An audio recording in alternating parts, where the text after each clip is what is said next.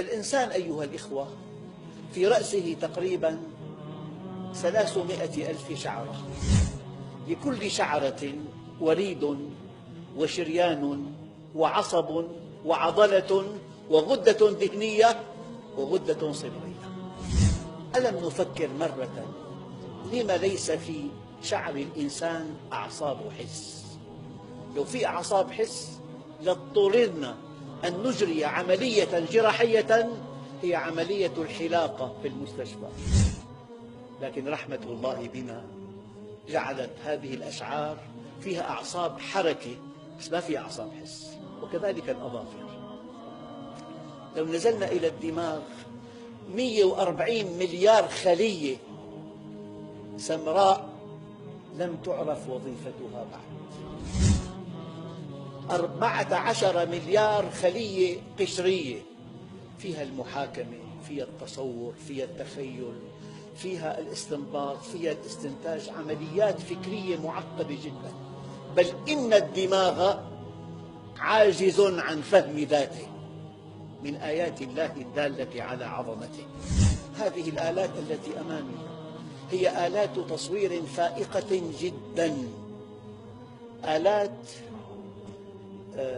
بالمليمتر مربع منها في 10,000 مستقبل ضوئي، بينما في شبكية العين 100 مليون مستقبل في المليمتر واحد من أجل الرؤية الدقيقة. فالعين البشرية ترى 8 ملايين لون. واحد ذهب إلى فنلندا، الحرارة 69 تحت الصفر، بعينه في ماء، يضع القبعة على رأسه والمعطف على كتفيه والجوارب الصوفية وكل شيء صوف هناك. هل يستطيع أن يغطي عينه؟ لا يستطيع، من أجل أن يرى طريقه.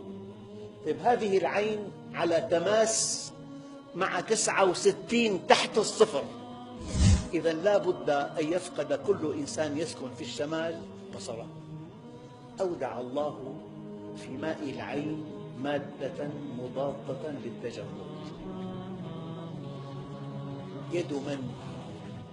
صنع من؟ حكمة من؟ رحمة من؟